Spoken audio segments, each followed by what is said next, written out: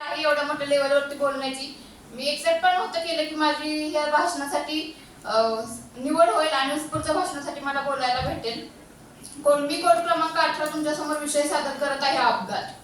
आता अपघात बऱ्याच प्रकारचे असतात. एक म्हणजे वाहनांचा होतो तो अपघात, पण मला वाटतं तुम्ही ते विषय मांडत नाही. अपघात हा चांगल्या गोष्टींसाठी पण होतो. आयुष्यामध्ये अशा कितीतरी गोष्टी आपल्या आयुष्यामध्ये घडून जातात की ज्यामुळे आपल्याला आयुष्याची एक नवीन दिशा भेटते आणि आयुष्यामध्ये काहीतरी करण्याची संधी भेटते. काहीतरी आयुष्यामध्ये नवीन केल्यामुळे एक स्फूर्ती, एक प्रेरणा आपल्याला भेटत असते. त्याचप्रमाणे काही अपघात हे वाईटही असतात, ज्यामुळे आपल्याला एक वाईट अनुभव येते आणि त्यामधून आपण शिकत जातो. आता अपघातांचं सांगायचं झालं तर अपघात ही अशी गोष्ट आहे की एखादी चांगली घटना जर तुमच्या बाबतीत घडत असेल तर तुम्ही ती पुढे जाऊ शकता. जसं की फॉर एक्झाम्पल आत्ताचीच गोष्ट घ्या. मी पहिल्यांदाच एवढ्या ह्याच्यावरती सादरीकरण करते, त्यामुळे मला खरं तर कळत नाहीये मला काय ते विषय कसा मांडू, मी कसं बोलू ते.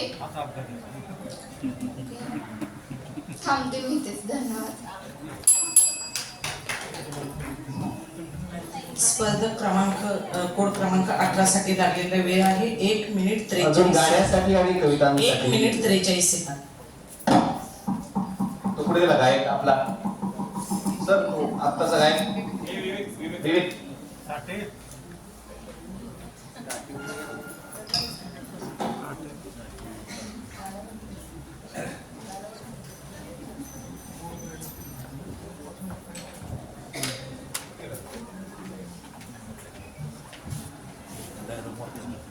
हाय का सुरू करा. हा सुरू नाही सुरू करा. किती वेळ राहिला? सुरू आहे सुरू करा. 3 मिनिटं. 3 मिनिटाचा माल माझ्याकडे नाही.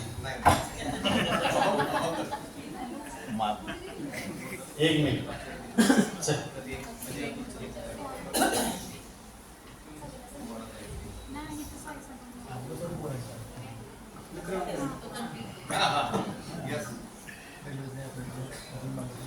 हे दुःख अडवायला उंबऱ्यासारखा, दुःख अडवायला उंबऱ्यासारखा, मित्र वनव्यामध्ये गारव्यासारखा, मित्र वनव्यामध्ये गारव्यासारखा, मैत्री चाटते गाय होऊन पुन्हा, मैत्री चाटते गाय होऊन पुन्हा, जाबिलक तू तिला वासरा सारखा, मित्र वनव्यामध्ये गारव्यासारखा, मित्र वनव्यामध्ये गारव्यासारखा.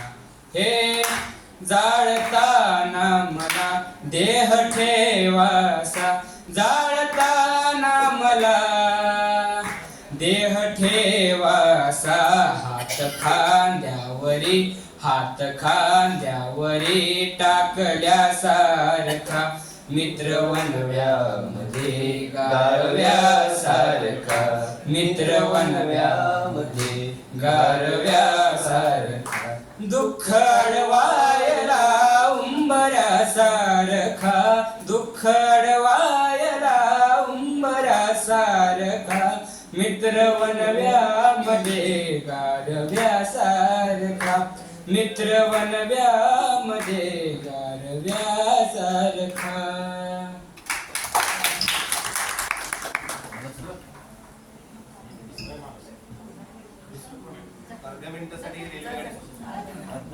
बस सुटू दे. हा चल पुढचा स्पर्धक.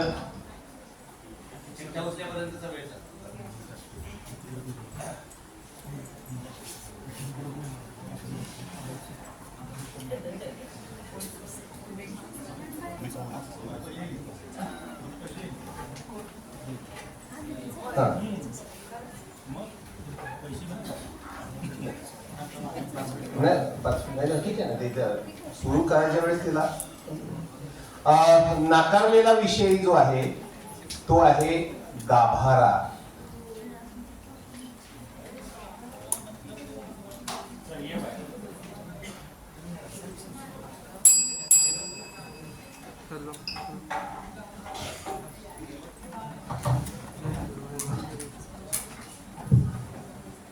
किती नंबर आहे कोण? 42 साठीचा विषय आहे दंगल. स्पर्धक कोड क्रमांक 42. आपण तयार आहात? हो. स्पर्धक कोड क्रमांक 42. आपली वेळ सुरू होते आता. ज्ञानवंत तू कीर्तिवंत तू अढळ तुझे हे स्थान. ज्ञानवंत तू कीर्तिवंत तू अढळ तुझे हे स्थान. तुझ्या पूजनी विनीत होणे हाच आमचा सन्मान. नमस्कार, मी कोड क्रमांक 42 आपणासमोर विषय मांडतीये दंगल. मंडळी, आओ बच्चों तुम्हें दिखाए झाकी हिंदुस्तान की, इस मिट्टी से तिलक करो ये धरती है बलिदान की. असं अभिमानानं गौरवानं आपल्या माता पित्यांना सांगावं असा आपला भारत देश. याच भारत देशाने चंद्रगुप्त मौर्य, चाणक्य, छत्रपती शिवाजी महाराज, डॉक्टर बाबासाहेब आंबेडकर, गौतम बुद्ध यांसारखे हिरे या जगाला यासारख्या हिऱ्यांची या जगाला ओळख करून दिली. त्याचप्रमाणे याच देशात काही क्रूर आणि रानटी हात देखील तयार होते आणि याचाच मेळ या दंगलींशी होते. खरं तर दंगल या शब्दाचा आपण अर्थ हिंदीमधून अर्थ घेतला तर कुस्ती असा होतो. मात्र जर दंगल आणि कुस्ती या मराठी आणि हिंदीचा जर मेळ घालायचा असेल तर आपल्या लक्षात येईल की जंतर मंतरवरचा कुस्तीगिरांचा संप म्हणजे ह्याच दंगलकारांना दंगल केल्याशिवाय न्याय मिळणार नाही का, ही परिस्थिती आज आपल्या भारत देशावर आहे. मंडळी, तसं बघायला गेलं तर आपल्या भारत देशाला स्वातंत्र्य मिळून 75 वर्ष झाली. त्यामुळे आपण सुस्तावलोय. आपली देशभक्ती फक्त क्रिकेटची मॅच यापुरतीच मर्यादित राहते. आपण आता विचार करूया की एखादी क्रिकेटची मॅच बघत असताना किंवा भारताने वर्ल्ड कप जिंकला म्हणून जल्लोष करणारे आपले हे हात. मग विचार करा, 15 ऑगस्टला ज्यावेळी भारताला स्वातंत्र्य मिळालं त्यावेळची परिस्थिती काय असेल. त्यावेळी त्या लोकांनी तो जल्लोष कसा साजरा केला असेल. मुळात हे स्वातंत्र्य आपल्याला मिळालं यामागे आपल्या क्रांतिकारांचं बलिदान फार महत्वाचं आहे. मान्य आहे, त्यांनीही काही प्रकारे दंगली करून आपल्या भारताला स्वातंत्र्य मिळवून दिलंच, पण तरी सुद्धा त्यांनी आपल्या दंगलीचा किंवा आपल्या दाखवलेला विरोध हा वेगळ्या गोष्टीसाठी होता. म्हणजे चांगल्या गोष्टींसाठी दंगली करणं हा काही चुकीची गोष्ट नाही, पण एखादा धार्मिक तेढ किंवा इतर काही गोष्टींवरून दंगली करणं हे खूप विचार करण्यासारखं आहे असं मला वाटतं. मंडळी, तुम्ही जर आतापर्यंत पाहिलं तर स्वातंत्र्यानंतरच्या काळात आपण पाहतो की जी माणसं ज्यांच्यावर भरपूर प्रकारच्या केसेस आहेत अशी माणसं सुद्धा आपल्या भारत देशाचा कारभार चालवत आहेत. असं का? कारण आपल्या भारत देशाच्या संविधानानेच अशी तरतूद केली आहे की जरी म्हणजे पूर्वीच्या दंगलीमध्ये एखादा व्यक्ती जर त्या दंगलीमध्ये असेल तर त्याने ते दंगल देशाच्या हितासाठी केली आहे आणि त्याच्यावर त्यासाठी गुन्हा दाखल झालाय आणि त्याचं नुकसान होऊ नये म्हणून आपल्याला ह्या भारत देशामध्ये एखाद्या व्यक्तीवर जर केसेस असेल तरी सुद्धा तो निवडणूक लढवू शकतो असं सांगितलं जातं. पण आताच्या काळात ही परिस्थिती अशी आहे का? आज आपण जिल्हाधिकारी कार्यालयासमोरून जात असताना नेहमी पाहत असतो की ठिकठिकाणी मोर्चे, आंदोलनं चालू असतात. हे का? कारण आपल्याला आपले प्रश्न उपस्थित करायला हे मोर्चे किंवा हे दंगली असतात. पण परंतु यामुळे कुठल्याही जीवाची हानी होऊ नये ही सुद्धा काळजी आपण घेतली पाहिजे. शेवटी जाता जाता एवढंच म्हणेन, बोधट पुतळे पटापटावर, बोधट पुतळे पटापटावर ही थोरांची विटंबना, कणभर त्यांचा मार्ग अनुसरा, वांस गोडवे गाऊ नका, वांस गोडवे गाऊ नका. आज स्वातंत्र्याला 75 वर्ष पूर्ण होऊन स्वातंत्र्य देवतेची विनवणी ही कविता वाचण्यात आली आणि या मंचावर ही कविता उपस्थित करणं हे फार महत्वाचं वाटलं. कारण कुठेतरी आपण आपल्या भारत देशाचा किंवा आपल्या भारत देशाला स्वातंत्र्य का मिळालं हे विसरत चाललोय असं वाटतं. एवढे बोलून मी थांबते. जय हिंद, जय महाराष्ट्र, जय कर्नाटक.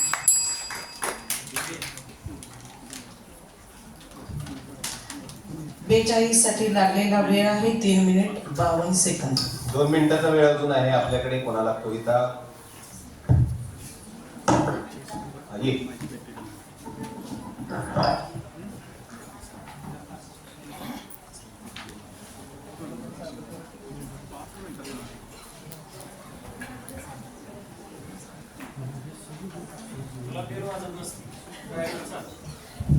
हॅलो, माझ्या कवितेचं नाव आहे दंगल घडते. ताईने जो विषय मांडला त्याच्याच अनुषंगाने मी ही कविता मांडतो, आपल्यासमोर सादर करतो. कवितेचं शीर्षक आहे दंगल घडते. आम्ही करतो ते देशासाठी तुम्ही करता ते देशविरोधी अशी भावना मनात खेळते. हिंदू मुस्लिम दंगल घडते. प्रेमात फसवून अब्दुलनं नेलं, प्रेमात फसवून अब्दुलनं नेलं. जिहाद करून वाटूळ केलं, जिहाद करून वाटूळ केलं. अशी रागानं भगिनी बोलते. बाय हिंदू मुस्लिम दंगल घडते.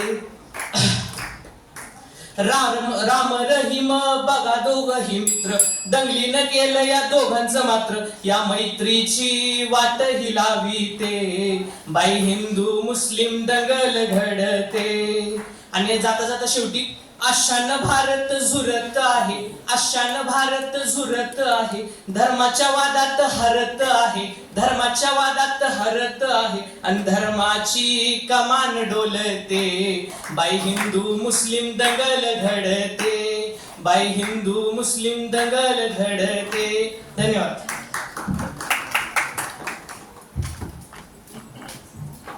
नाकारलेला विषय आहे जीवलगा आणि कोड क्रमांक 55 साठी आलेला विषय आहे. जग ज्याचा विचार करते आणि सगळे तत्व व्यक्ते. मी काही सांगत नाही. विषयाचं नाव आहे अंतिम सत्य. स्पर्धक कोड क्रमांक 55, आपण तयार आहात? स्पर्धक कोड क्रमांक 55, आपली वेळ सुरू होते आता. रसिक श्रोते हो, मनापासून नमस्कार. देणाऱ्याने देत जावे, घेणाऱ्याने घेत जावे. घेता घेता एक दिवस देणाऱ्याचे हात घ्यावे. या विदा करंदीकरांच्या ओळी आपल्याला काहीतरी अत्यंत चांगल्या मार्गाने काहीतरी सत्य सांगून जातं. याच विषयावरती विचारमंथन करण्यासाठी आपणासमोर उभी आहे. श्रोते हो, मी स्पर्धक सांकेतिक कोड क्रमांक 55 विषय मांडते अंतिम सत्य. खरं तर माणसाला जगायला काय लागतं? अन्न, वस्त्र, निवारा म्हणजे झालं. पण मात्र आता माणसाचं असं उरलं नाही. त्याला मोठं घर पाहिजे, फिरायला चारचाकी गाडी पाहिजे, खोट्या प्रतिष्ठेसाठी बडेजावपणा पाहिजे. म्हणून तर कर्जाचा डोंगर होतो, भावाभावांमध्ये वाद होतात आणि मधुमेह, कॅन्सर यांसारखे रोग होतात. शेवटी सांगण्याचा तात्पर्य इतकाच की जे काय करायचंय, जे पोटासाठी करायचंय, मग याचा अंतिम सत्य स्वतःच्या आयुष्याला जगण्यासाठी कोणती वाट दाखवून जातो, याही गोष्टींचा विचार करणं मला वाटतं गरजेचं आहे. कारण माणूस कोणत्या वाटेवरती जात आहे याही गोष्टींचा विचार करणं आणि त्यातून आपल्याला काय प्राप्त करायचंय याही गोष्टींचा विचार करणं आणि तिथून आपल्याला सत्यात काही गोष्टी येतात याही गोष्टींचा विचार करणं तुम्हाला आम्हाला महत्वाचं वाटायला लागतं. सत्य की असत्य या दोन्ही बाजू वेगवेगळे आहेत. पण जेव्हा सत्याच्या बाजूने जेव्हा विचार करायला लागते तर कोणती गोष्ट सत्य आणि कोणती गोष्ट असत्य असं जर मला विचारलं तर जेव्हा सत्याच्या मार्गाने जात असताना आपण नेमकं कुठे आहोत, काय करत आहोत, या अनेक प्रश्नांची उत्तर जेव्हा स्वतःला विचाराल आणि जेव्हा स्वतःमधून आलेल्या उत्तराला जे उत्तर येईल ना ते खरं उत्तर असतं, ते अंतिम उत्तर असतं. मग त्या अंतिम सत्यातून जेव्हा समाजापर्यंत आपण भिडायला जातो तेव्हा समाज आपल्यासाठी काय उत्तर देतो हे देखील अंतिम सत्य असू शकतं. याही गोष्टींचा विचार करणं गरजेचं आहे. समाजाचं मगापासून चाललेलं राजकीय आपण गोष्टी बघत असताना, जे उत्स्फूर्तीचे विषय ऐकत असताना, पण त्यातून मिळालेलं अंतिम सत्य आपण काय घेऊन जाणार आहोत याही गोष्टींचा विचार करणं गरजेचं आहे. आज 2 दिवसापासून चाललेल्या वक्तृत्व स्पर्धेपासून आपण या 2 दिवस काय घेतलं, काय अनुभवलं आणि निकाल काय येईल ह्याच्यापेक्षा, या निकालापेक्षा आपण या स्पर्धेतून काय घेतलं आणि काय घेऊन जाणार आहोत याही गोष्टींचं अंतिम सत्य आपल्यामध्ये बाळगून येणाऱ्या पुढच्या स्पर्धेमध्ये आपण कोणत्या पद्धतीने उतरू शकतो हे सत्य मनामध्ये बाळगून जर गेलो तर नक्कीच यशस्वी व्हायला काहीच हरकत नाही. छत्रपती शिवाजी महाराजांचा थोडक्यात प्रसंग सांगायचा झाला तर 1976 मध्ये दादाजी नौरोजी रक्ताच्या थोड्यात पडले असताना तेव्हा छत्रपती शिवाजी म्हणत होते की बचेंगे तो और विलणेगेचा नारा देत असताना म्हणजे ही त्यावेळीची तरुण पिढी तुम्हा आम्हाला एकच संदेश देऊन जाते की शेवटपर्यंत स्वतःपर्यंत सत्य आहे या गोष्टीनेच लढलं पाहिजे. इतरांचा कोणता आदेश दिला जातो या गोष्टींचा विचार न करता जे स्वतःमध्ये आहे, ज्या गोष्टी सांगितल्या जातात त्या गोष्टींचा विचार करणं गरजेचं आहे. कारण सत्य कितीही असलं तरी लपत नाही. सत्याच्या वाटेवरनं गेलं तर अंतिम सत्य जे काय आहे ते तुमच्या आमच्या समोर पुढे यायला वेळ लागत नाही. कारण 2 दिवसापासून नवे तर जेव्हा स्पर्धेचं पॅम्पलेट निघाल्यापासून मनामध्ये एकच सत्य होतं, एकच विचारधारणा होती की स्पर्धेतून काहीतरी घेऊन जायचं. ही माझी या तुमची या किंवा कोणाचीच अपेक्षा नसेल असं होऊ शकणार नाही. पण परीक्षकांनी दिलेला अंतिम निकाल हा माझ्यासाठी तुमच्यासाठी निश्चितच अभिमानाची गोष्ट असेल. तो निकाल कोणत्या पद्धतीने असेल या महत्वाच्या पेक्षा आपण त्या निकालातून नेमकं काय घेऊन जाणार ते महत्वाचं सत्य तुम्ही आम्ही करणं गरजेचं आहे. कारण सगळ्यांनाच वाटतं की ही ट्रॉफी माझी असावी, पण त्या सत्यात उतरणाऱ्या सगळ्यांच्या शब्दातून आपण नेमकी कोणते शब्द जजेस पर्यंत पाठवले याही गोष्टींचा विचार करणं गरजेचं आहे. कारण ते सत्य तुम्हा आम्हाला भिडून देतं आणि म्हणूनच समाजामध्ये वावरत असताना नीतिमूल्य, न्यायमूल्य, घटना या सगळ्या गोष्टींचा विचार करत असताना सत्य हीच गोष्ट महत्वाची वाटायला लागते. मग सत्याच्या वाटेवरती जात असताना सत्य, अहिंसा, हिंसा या गोष्टी देखील महत्वाच्या आहेत. खरं अमृता इंगोले खरंच खूप छान शब्दात म्हणतात. कारण स्त्रीवाद, स्त्रीमुक्ती, स्त्रीचं सुरक्षा ही गोष्ट सांगत असताना ही वाट दबली होती. मग ही वाट दबलेली असताना तिचं अंतिम सत्य नेमकं काय आहे? तर खरंच पुरुष ही बाईच्या शेजारी झोपायला शिकला, पण मात्र जागायला शिकला नाही. ज्या दिवशी तो जागायला शिकेल त्या दिवशी आपली स्त्रीमुक्ती या सगळ्या गोष्टी गेलेल्या असतील. म्हणजे थोडक्यात सांगण्याचा तात्पर्य इतकाच की आपण आपल्या मनात कोणता विचार करतो याही गोष्टींचा विचार करणं गरजेचं आहे. कारण तुम्हा मला अंतिम सत्य हे मान्यच करावं लागतं आणि ते आपण मान्य करू हाच मग प्रकाशावाद व्यक्त करते. इथंच थांबते. मनापासून आभार. कोड क्रमांक 55 साठी लागलेला वेळ आहे 4 मिनिट 22 सेकंद.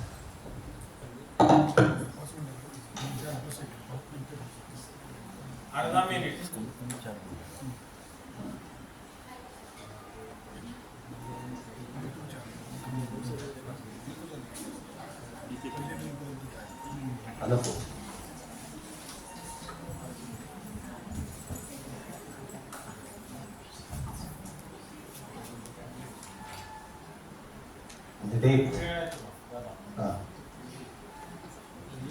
तिची म्हणतात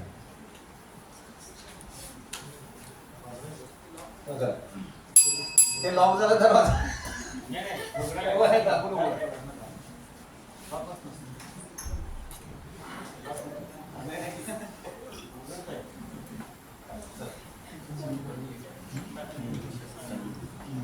कोड क्रमांक 66.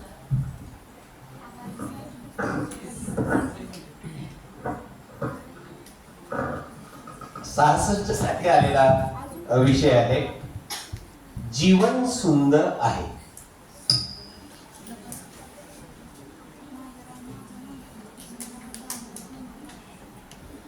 स्पर्धक कोड क्रमांक 66 आपण तयार आहात? स्पर्धक कोड क्रमांक 66 आपली वेळ सुरू होते आता. रसिक श्रोतहो नमस्कार. अगदी काही दिवसांपूर्वीच ज्यांनी आपला देह ठेवला ती सिंधुताई सपकाळ नावाची माई महाराष्ट्रातल्या हजारो अनाथ आणि गरीब मुलांना आपल्या पोटाशी कवटाळते, त्यांना मायेच्या पदराखाली देते, घेते, त्यांना प्रेमाची ऊब देते आणि हे विश्वची माझे घर असं म्हणत त्या साऱ्या निराधार आणि पोरक्या जीवांची आई होते आणि त्यांचं जीवन सुंदर बनवण्याचं काम करते. अगदी हाच संदर्भ घेऊन आपणासमोर उभी आहे. रसिक श्रोतहो नमस्कार. मी स्पर्धक सांकेतिक कोड क्रमांक 66 अर्थातच आपणासमोर या उत्स्फूर्त स्पर्धेसाठी विषय म्हणतीये जीवन सुंदर आहे. श्रोतहो, पूर्वी आपल्याकडे एकत्र कुटुंब पद्धती होती. आजी आजोबा, आई वडील, बहीण भावंड, काका काकू सगळेजण आनंदाने एकत्र राहायचे. घरं साधी होती पण माणसांची मनं मोठी होती आणि त्यामुळं माणसांचं जीवन हे सुंदर होतं. आता घरं मोठी झाली, बंगले प्रशस्त झाले, दिवाणखाने ऐसपैस झाले, शोकेस आणि शोपीस यांनी घर भरून गेलं. पण त्याच घराला सुंदर बनवणाऱ्या आणि जीवनाला सुंदर बनवणाऱ्या आजी आजोबांना मात्र हम दो हमारे दो और आजी आजोबा को फेक दो असं म्हणत वृद्धाश्रमात टाकण्यात आलं. श्रोतहो, अनेक ग्रंथ जसं की ज्ञानेश्वरी, भगवद्गीता, तुकोबांची गाथा, मनाचे श्लोक, श्यामची आई, नाथांचं भागवत असे कित्येक ग्रंथ आजही आपल्याला जगण्याची प्रेरणा देतात आणि आपलं जीवन सुंदर बनवण्याचं काम करतात. इतकंच नव्हे तर बिल गेट्स, मायक्रोसॉफ्ट कंपनीचे जनक आणि संस्थापक बिल गेट्स, ज्यांनी आजपर्यंत तब्बल $5 बिलियन इतकी प्रचंड संपत्ती जगभरातील गोरगरीब मुलांचं जीवन सुंदर बनवण्यासाठी आणि त्यांच्या शिक्षणासाठी खर्च केली. ते बिल गेट्स आपल्या प्रचंड व्यस्त जीवन प्रवासात आणि अगदी विमान प्रवासात सुद्धा एखादं पुस्तक वाचण्यात रंगून जातात. इतकंच नव्हे तर आपल्या अवतीभोवती तब्बल $16 बिलियन ची प्रचंड संपत्ती असताना सुद्धा मूर्ती पुस्तकांच्या दुनियेत रमतात. स्वतःचं जीवन तर सुंदर करतातच, पण wise and otherwise, here there and everywhere, Mahasweta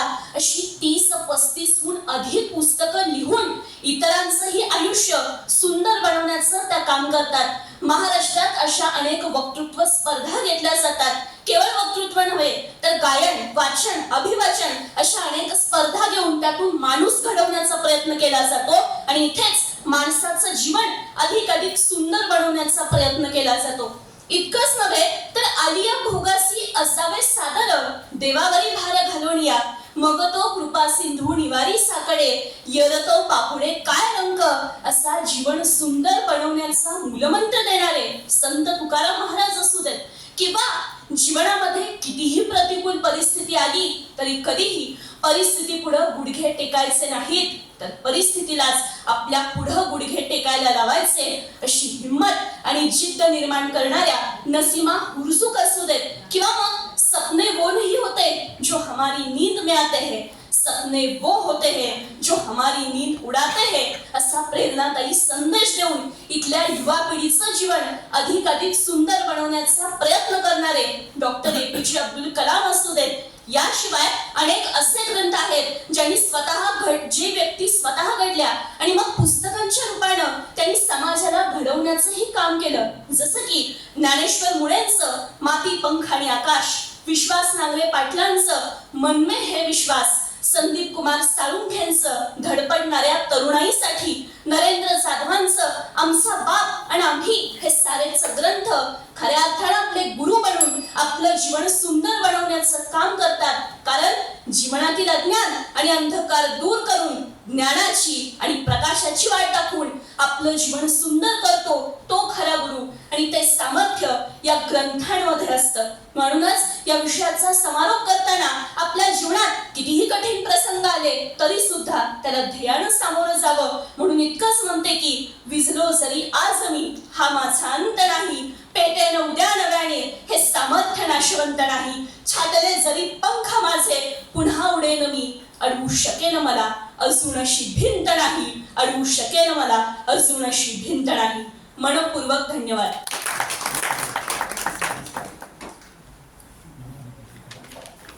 code क्रमांक 66 साठी लागलेला चला, वेळ या आहे पुढचा. 4 मिनिट 43 सेकंद. 4 minute 43 second.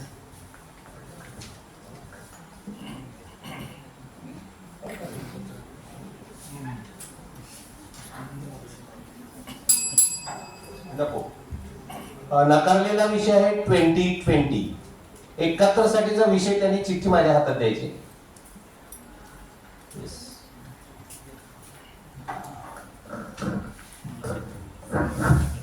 71 साठी आलेला विषय आहे सावधान. स्पर्धक कोड क्रमांक 71. आपण तयार आहात? स्पर्धक कोड क्रमांक 71. आपली वेळ सुरू होते आता. नमस्कार. आताच एक स्पर्धक मैत्रीण बोलून गेली की जीवन खूप सुंदर आहे, परंतु जीवन किती जरी सुंदर असलं तरी आजच्या विज्ञान युगामध्ये, आधुनिक युगामध्ये प्रत्येक माणसाला सावधान होण्याची गरज भासायला लागली आहे. आणि म्हणूनच मी स्पर्धक कोड क्रमांक 71 आपल्या समोर विषय मांडतोय सावधान. खरं तर स्वतःच्या मुलाबाळाप्रमाणे जीव लावून वाढवलेल्या पिकामध्ये घोडे नाचून ते पीक उद्ध्वस्त करणाऱ्या मुघलांपासून तर याच देशातल्या शेतकऱ्यांचा कच्चा माल स्वस्त दरात खरेदी करून त्यांच्या देशामध्ये नेऊन विकणाऱ्या इंग्रजांपर्यंत या देशामध्ये शेतकऱ्यांचं शोषण आणि शोषण केलं गेलं. मग स्वातंत्र्यानंतर तरी आता या देशामध्ये शेतकऱ्यांचं राज्य येईल असं वाटलं होतं, पण स्वातंत्र्याच्या दुसऱ्याच दिवशी शाहीद अमर शेख आणि अण्णाभाऊ साठे म्हणायला लागतात की देश की आजादी झुटी है, देश की जनता भूकी है. मुळात मध्यंतरी सरकारनं मेरी मिट्टी मेरा देश योजनेअंतर्गत देशभरामध्ये माती गोळा करण्याचं काम केलं होतं, पण मला वाटतं आता माती गोळा करून कुठलाच फायदा होणार नाही. त्या मातीमध्ये कष्ट करणाऱ्या, घाम गाळणाऱ्या शेतकऱ्यांच्या व्यथा आम्हाला जाणून घ्याव्या लागतील. कारण जो शेतकरी या जगाचं आणि देशाचं पोट भरण्याचं काम करतोय त्याच कृषी प्रधान भारतातला शेतकरी आज जर फासावर लटकत असेल तर खऱ्या अर्थानं त्या शेतकऱ्याला वाचवण्यासाठी या देशातल्या प्रत्येकाला सावधान होण्याची गरज आहे. खरं तर 15 ऑगस्ट 1947 ला भारत देश स्वातंत्र्य झाला आणि स्वातंत्र्यानंतर 26 जानेवारी 1950 रोजी भारताला त्याच्या सार्वभौमत्वाची जाणीव करून देणारं संविधान प्राप्त झालं. मग जगातली सगळ्यात मोठी लोकशाही आणि जगातली सगळ्यात मोठी राज्यघटना यावरती जरी हा देश उभा राहिला असला, या देशामध्ये अगदी राष्ट्रपतींपासून सामान्य माणसांपर्यंत सगळ्यांना मतदानाचा समान अधिकार असला, तरी सुद्धा आज या देशामध्ये कित्येक लोकांना उपाशीपोटी झोपावं लागतंय. म्हणजे या देशामध्ये कपड्यांचा ढीग लागलाय, परंतु तरी सुद्धा कित्येक लोकांना फाटकी कपडे घालावे लागतायत. या देशामध्ये रस्ते बंगले मुबलक प्रमाणात उपलब्ध आहेत, तरी सुद्धा कित्येक लोकांना फुटपाथावरती झोपावं लागतंय. अन्नधान्याचे गोडाऊन भरगच्च भरले, परंतु तरी सुद्धा कित्येक लोकांना उपाशीपोटी झोपावं लागतंय.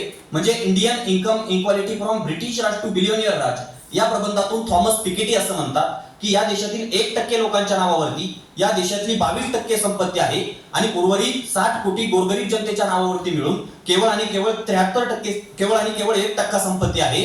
म्हणजे ज्या देशामध्ये 80 कोटी लोक आजही राशनच्या जागेवर जगतायत, 20 कोटी लोक आजही उपाशीपोटी झोपतायत, त्या देशामध्ये इतकं दारिद्र्य पाहिल्यानंतर त्या देशातल्या प्रत्येक माणसाला आज सावधान होण्याची सगळ्यात जास्त गरज आहे असं मला वाटायला लागतं. मग आज आमचे इथल्या तरुणांची परिस्थिती पाहिली तर आज तरुण सोशल मीडियाच्या जाळ्यामध्ये अडकायला लागलाय. म्हणजे संत तुकाराम महाराज असं म्हणाले होते की सोन्याचा कळस माझी भरीला सुरारस, मृतिकेचा घट माझी अमृताचा साठ. म्हणजे सोन्याच्या कळसामध्ये अमृत आहे आणि सोन्याच्या कळसामध्ये दारू आहे आणि मातीच्या कळसामध्ये मात्र अमृत आहे. काय घ्यायचंय ते आपण आपलं ठरवायचं असतं. मानवाने अनेक तंत्रज्ञान विकसित केले, परंतु त्याचे चांगले आणि वाईट परिणाम आहेत. त्यामुळं त्यातनं काय घ्यायचं ते इथल्या तरुण पिढीला कळलं पाहिजे. आणि म्हणून जी सोशल मीडियाच्या विळख्यात तरुणाई गुंतायला लागली त्या तरुणाईनं खऱ्या अर्थानं त्या सोशल मीडियापासून सुद्धा सावधान झालं पाहिजे. निलेश चव्हाण त्यांच्या एका कवितेमध्ये खूप सुंदर शब्दामध्ये म्हणतात की एक आदमी जलकर खाक हुआ ये आग फैलने वाली है, एक आदमी जलकर खाक हुआ ये आग फैलने वाली है, एक टोली ऐसी भी है जो तेल डालने वाली है. एक आदमी जलकर खाक हुआ ये आग फैलने वाली है, एक टोली ऐसी भी है जो तेल डालने वाली है. घर में कुर्सी डाले चुपचाप ना बैठो आप, सावध हो जाओ तुम्हारी बस्ती भी जलने वाली है. म्हणजे आमच्या देशामध्ये आज बेरोजगारीच्या समस्या असतील, आमच्या देशामध्ये आज महागाईच्या समस्या असतील, आज शेतकऱ्यांसमोर निर्माण झालेल्या समस्या असतील. म्हणजे या देशामध्ये उत्तर प्रदेशातील लखीमपूर खेरी इथे संविधानिक मार्गाने आंदोलन करणाऱ्या शेतकऱ्यांना जर वाहनाच्या ताफ्यानं चिरडलं जात असेल आणि खऱ्या अर्थानं त्या शेतकऱ्यांचं दुःख जर आम्ही उघड्या डोळ्यानं पाहत असू तर आम्हाला खऱ्या अर्थानं आज सावधान होण्याची गरज आहे. तो येत्या काळात प्रत्येक जण होईल एवढाच माफक आशावाद. मनपूर्वक धन्यवाद. पुढचा स्पर्धक त्यांनी चिठ्ठ्या घेण्यासाठी कोड क्रमांक 71 साठी लागलेला वेळ आहे 4 मिनिट 12 सेकंद.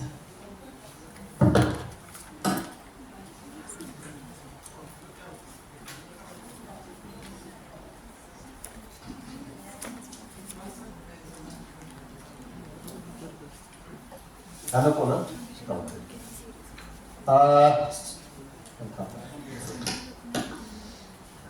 नाकारलेला जो विषय आहे तो विषय होता आधार.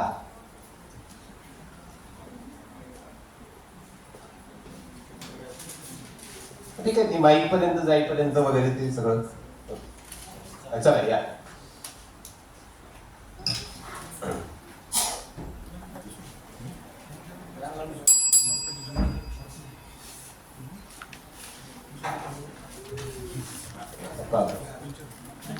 आणि 64 साठी जो विषय आलेला आहे पाणी पितो विचारा.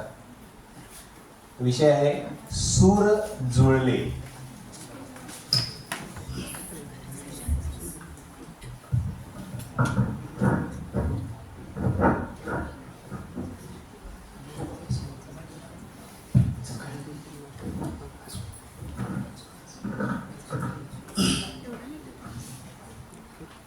स्पर्धक कोड क्रमांक 64 आपण तयार आहात?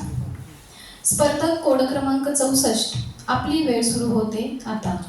नमस्कार मित्रांनो, कवी दुर्गेश सोनार असं म्हणतात की कोणते प्रतिबिंब माझे दावितो हा आरसा, हे खरे की ते खरे हा पेच पडल्यासारखा असाच पेच मला 2 चिठ्ठ्या हातात गेल्या आला होता आणि एक होता T20 आणि एक होता सूर जुळले. मला जर या ट्रॉफी पर्यंत मला सूर जुळवायचं असेल, मला जर माझं ते वक्तृत्वाचं प्रेम सिद्ध करायचं असेल तर मला सूर जुळवावे लागतील. आणि मित्रांनो, हेच सूर जुळवत असताना लक्षात घ्या, विषय मांडतोय सांकेतिक कोड क्रमांक 64 सूर जुळले. मित्रांनो, सूर जुळले असं म्हणत असताना आपल्या पुढं सगळ्यात आधी येतं ते संगीत. आणि एका कार्यक्रमात आचार्य अत्रे असं म्हटले की जर मला कोणी विचारलं की तुम्हाला देव दिसला का, तुम्हाला देव माहिती आहे का, तेव्हा आचार्य अत्रे म्हणले की या गगनात मला देव दिसतो की नाही माहित नाही, पण या गगनामध्ये मला लताचा स्वर पाहायला मिळतो. त्याच लता मंगेशकरांचे स्वर आज तुमच्या माझ्या मनामध्ये जुळलेले दिसतात. म्हणून मला वाटतं ते स्वर जुळणं अत्यंत गरजेचं आहे. मग असे स्वर प्रेमामध्ये जुळत असतात तेव्हा आपण प्रेमामध्ये कुसुमाग्रजांच्या शब्दात असं म्हणू शकतो की उदयन दे तुफान सारं मनामध्ये साचलेलं, प्रेम कर बिल्लासारखं पानावरती खोचलेलं, मातीमध्ये उगवून देखील मेघापर्यंत पोहोचलेलं असं प्रेम आपण फक्त आपल्या प्रेयसीवर करत नाही तर ते आपल्या पत्नीवर देखील करतो. कारण नसतेस घरी तू जेव्हा जीव तुटका तुटका होतो, जगण्याची विरती झाली आणि संसार फाटका होतो. मग तो संसार जर फाटू द्यायचा नसेल तर आपल्याला आपल्या पत्नीबरोबरचे सूर व्यवस्थित जुळून घ्यायला पाहिजे. मग तेच सूर आपल्याला आपल्या मित्राबरोबर देखील जुळले पाहिजे. कारण सोबतीने संपवू अंधार मित्रा, वेदनेचाही करू शृंगार मित्रा, घरात असे मजबूत असते मैत्रीचे, गैरसमजाचे नको पंधार मित्रा. मित्रांनो, हा गैरसमज जेव्हा येतो तेव्हा ते सूर विस्कटतात. ते विस्कळू जरी तरी आपल्या मनातले सूर त्याच्याबद्दल चांगले ठेवले पाहिजे. तू दगा केला चल असू दे, मी तुझ्या सोबत असणार मित्रा. तोच गळ तू दगा केला चल असू दे, मी तुझ्या सोबत असणार मित्रा. सोबतीने संभव अंधार मित्रा, वेगळे सावज नको लावू गळाला, तोच गळके मी पुन्हा फसणार मित्रा. तसेच आपले मनाचे सूर त्याच्याशी जुळले पाहिजेत. मग तेच करताना एखाद्या आईवडिलांचा मुलगा अपंग असतो, त्याची जगाची स्पर्धा होते, तेव्हा जगाशी त्याचा सूर जुळावा म्हणून त्याच्या आईवडिलांचे कष्ट आपल्याला पाहायला मिळतात. आणि त्या मुलाची भावना असते की झोपडीला उजेड देण्या बाप माझा खर्च झाला, अरे येशू झाली माय माझी आणि बाप माझा चर्च झाला. या सगळ्या घटनातून आपल्या आई आपला बाबा यांचं आणि मुलीचं नातं पाहायला मिळतं. परंतु जेव्हा पुनीत मातकर म्हणतात की लेक छातीशी भिलत काय होते, अरे वाघ असतो बाप त्याची गाय होते. या सगळ्यांतून आपण आपला सूर आपण लोकशाही राष्ट्रात संविधानाशी देखील जुळला पाहिजे. आणि नाही जुळला तर लक्षात घ्या की कवी गोविंद पोलाड असं म्हणतात की समतेस प्रेरणाला संविधान पकडू, हिमतीत शोषितांनो उलगुदान पकडू, डोक्यात भीम घेऊ, हातात पेन घेऊ, चल उठ मित्रा व्यवस्थेची गिरेबान पकडू. जर या देशाचे सूर लोकशाहीचे सूर विकासाची जुळत नसतील ना तर आपल्याला सत्तेची गिरेबान पकडण्याचं सामर्थ्य जर आलं तर मला वाटतं या देशातील लोकशाही समर्थनाकडे प्रस्थान करताना आपण दिसून येईल. तोच काळ आपण सूर जुळवतो प्रत्येक गोष्टीची, प्रत्येक व्यक्तीशी. त्याच अनुषंगाने या स्पर्धेमध्ये आलेल्या प्रत्येकाचा आपल्या वक्तृत्वाशी सूर जुळणं देखील अत्यंत गरजेचं आहे असं मला वाटतं. मित्रांनो, सर्वच अंगातून विचार करत असताना आज आपण आपल्या विकासाचा म्हणजे चाकाच्या सुरापासून ते वाफेच्या इंजिनापर्यंत, विविध राज्यक्रांत्यांपासून ते औद्योगिक क्रांतीपर्यंत, तार पत्र टपाल पासून ते SMS ईमेल जीमेल पर्यंत हा सगळा आपण विकासाशी सूर जरी जुळवला असला तरी लक्षात घ्या की आपला गाव खेड्यांशी आणि निसर्गाशी सूर अजून जुळलेला नाही. कारण मोठ गेली, नाडा गेला, गेला सुंदूर कणा, अरे 6 बैलांचा नांगर आता दिसल का हो पुन्हा. अशी परिस्थिती इथली झाली असेल ना तर आपल्याला निसर्गाची, विल्यम वर्ड्सवर्थ, हेनरी डेव्हिड थोरो यांच्याशी आपल्याला आपला सूर जुळवणं गरजेचं आहे. आणि आता बेल वाजले, मला जर माझा सूर त्या ट्रॉफीशी जुळवायचा असेल, मला तिला घरी नेऊन गड्या आपला गाव करा असं म्हणायचं असेल तर मला याच व्यासपीठावर वक्तृत्वाचा सौदा करून माझं वक्तृत्वाशी देखील सूर जुळणं गरजेचं आहे.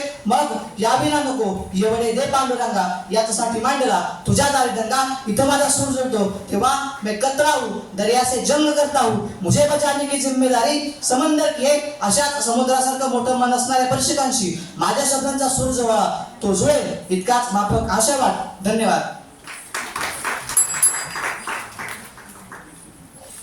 कोड क्रमांक